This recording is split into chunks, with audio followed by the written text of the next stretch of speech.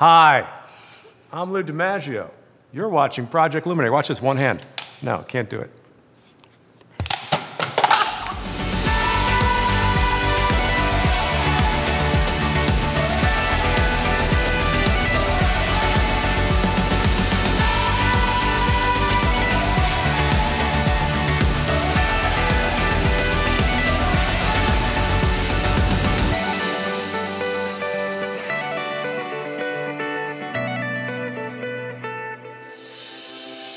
You've appeared on countless TV shows, films, commercials, you've co-authored a Broadway show, you've toured all across America as a comedian, and even won an Emmy for your work. So when did this gift of comedy come about? Did it start early on when you were a kid?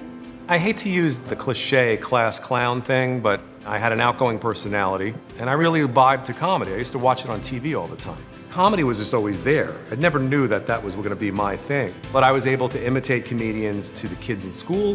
What I did learn ultimately was that I had the timing, which I think is something you're born with, for the most part. You know, what's interesting is I was in school for music.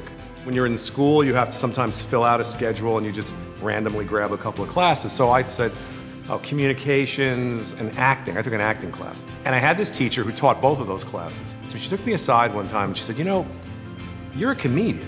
And I thought she was being like, you're disrupting the class. And I was like, well, I'm sorry. She goes, no, you're a comedian. I'm gonna take you to the Improv in New York, and we're gonna watch a show. I had never seen live comedy before, but we're watching the show, and at one point, she leans over to me and she says, you can do that, can't you?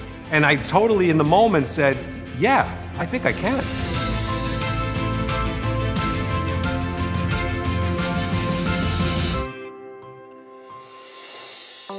When you first stepped in front of an audience, where were you and what was that moment like? The first one I ever did, it was a very small place called Richard M. Dixon's White House Inn. There was a lot of really great comics that came out of there, including Eddie Murphy. That was the place to go. So I called in, I got my spot, and then I immediately went down to my basement and woodshedded. You know, I listened to every comedy album I had. My instinct was just marinate yourself with comedy and comedy time. And I did that all week. I wrote what I thought was a 5-minute set. I always say, like, ignorance is bliss, right? Because there I am, I'm a 21-year-old kid, I'm motivated, I want to do this. I don't know how to do it. I don't have anyone to ask.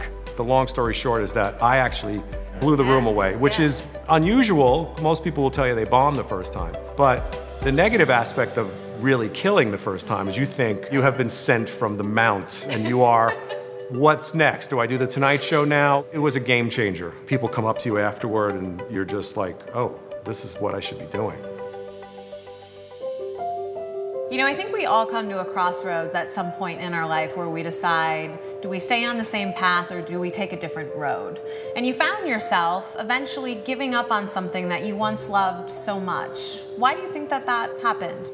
I moved out to Los Angeles. I mean, I wasn't getting on stage as much there. It was a different culture. Even if you were doing really well, you only got on stage a couple of times a week. All that extra time was making me restless, and I just wanted to work. I like to work, and in New York, I was working all the time. In LA, you're kind of just standing by, waiting, and that's the worst thing for me. I think the catalyst was I got a writing job on a show. All of a sudden, I was working every day. I was going to an office, there was other people there. I was still doing comedy-related stuff, but that was a crazy crossroads because I didn't mean I had to stop doing stand-up. But I did. I kind of used it as an excuse to walk away because the stand-up experience was starting to be painful.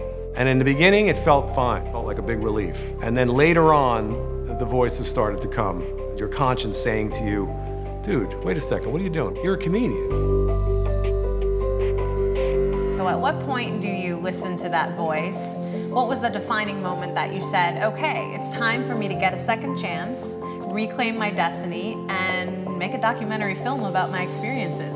I had made the decision that I was going to do it again because of talking to people like Susie Essman and Joy Behar. They both said the same thing. They go, why aren't you doing stand-up? That gave me so much confidence to know that somebody really believed in you more than you believed in yourself. And then I had this chance encounter. I ran into a friend of mine who I had worked with on a couple of shows, and we were having lunch, because that's what you do when you're trying to find a job. And then he says to me, have you ever thought about doing stand-up again? He goes, I've been looking for a subject for a documentary for the longest time. Would you want to do this? So I'm like, yes, of course. It was one of those things that manifested. You're inspiring people about the beauty of getting a second chance. So for anyone out there that may be watching that's thinking of pursuing a passion or rekindling an old dream, what would you tell them? Well, I would say in my own case, it feels therapeutic. You really do feel better. It's like you're righting a wrong, and once you start to do it, and once you get on the course, and I'm not saying it's all happiness and great and easy, but psychologically, you're invigorating yourself because you're doing what you're supposed to do.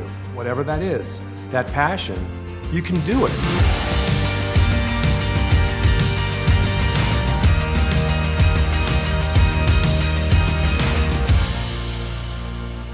I feel very illuminated right now, I just want to say. Yeah, I don't know if it's the lights or me or you.